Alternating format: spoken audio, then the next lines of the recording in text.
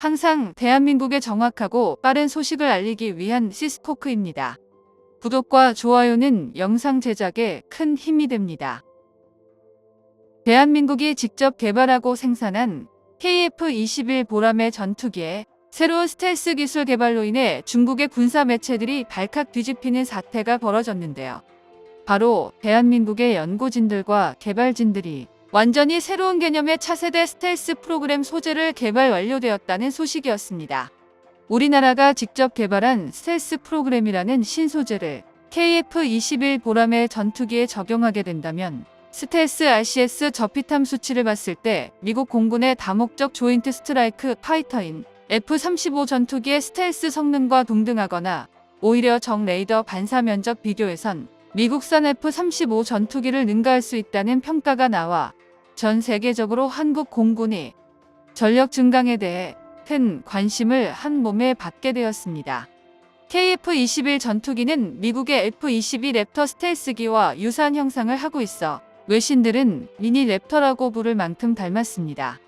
F-22 랩터의 경우 현존 최강의 전투기로 스텔스 형상의 최소화를 위해 설계가 되어 있는데 우리 KF-21 전투기 역시 이번에 개발한 스텔스 신소재가 적용된다면 단순 외형뿐만 아니라 성능까지도 미니 랩터란 이름으로 불려도 될 것으로 보이는데요. 중국 관영 매체에서도 대서특필하며 한국 전투기 개발 사업에 대해서 긴장 상황임을 드러내고 있는 상황인데 자국 전투기와 러시아산 수호이 전투기까지 동원해 스텔스 성능을 비교하며 KF-21 전투기가 동북아시아에 등장하는 계획이 얼마나 위협적인지 발표해서 눈길을 끌고 있습니다. 대한민국의 국방과학연구소 레이더 연구팀이 레이저 열 영상 밀리미터 레이더를 이용해 작동하는 다양한 유도 무기들의 공격을 회피할 수 있는 첨단 다중 분광 스텔스 소재를 세계 최초로 개발하게 된 것인데요.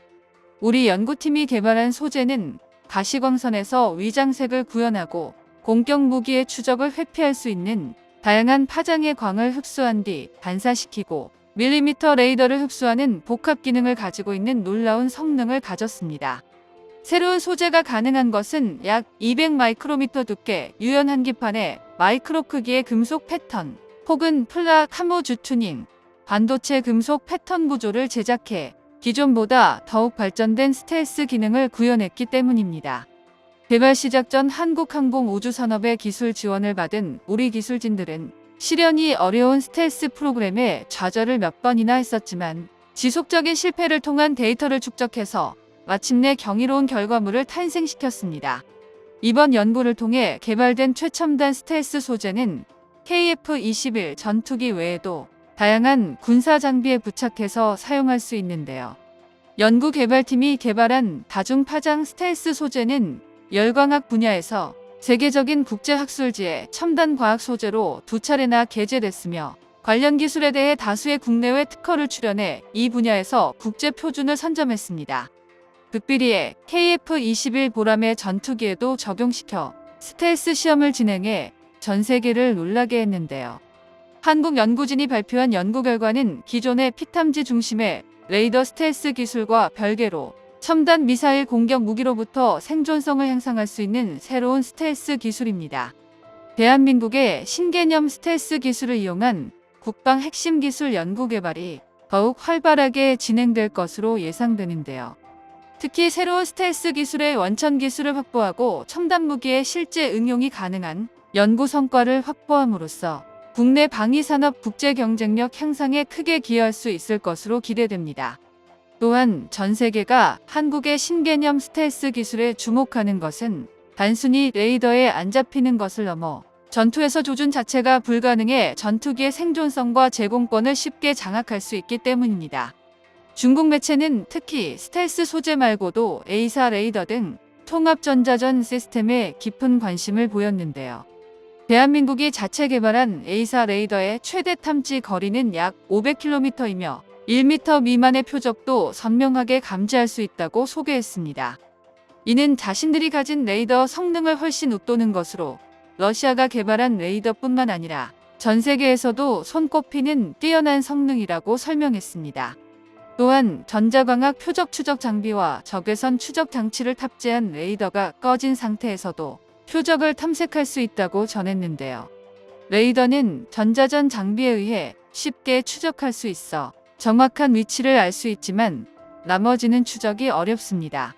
이런 우수한 레이더는 실제 전투가 발발하면 대한민국의 KF-21 전투기가 중국 공군의 전투기보다 먼저 보고 먼저 공격할 수 있으며 신개념 스텔스 소재를 적용한 KF-21 전투기가 등장하면 그저 자신들의 전투기들이 한국 미사일을 피해 갈 수 없다고 강력히 경계하고 있습니다. 특히 중국 인민일보는 대한민국의 KF-21 전투기에 장착될 천룡 미사일과 공중전에 사용될 한국형 공대공 미사일에도 관심을 보였는데 KF-21 전투기가 무력해진 중국의 방공망을 뚫고 대륙 깊숙이 들어온다면 사실상 중국 군사시설은 초토화될 것이라고 예상하고 있는데요. 그러면서 대한민국의 KF-21 전투기가 실전 배치되면 대한민국 공군의 전투력이 획기적으로 향상될 것이라고 전하면서 이는 중국 입장에서 그리 반가울 일은 절대 아닐 것이라고 밝혔습니다. 중국 매체가 보도한 KF-21 전투기 관련 내용은 방위사업청 등 한국 국방 관련 기관들이 공개한 자료를 토대로 작성됐지만 중국이 대한민국의 무기체계에 대해 관심을 표명한 것은 이례적이었는데요.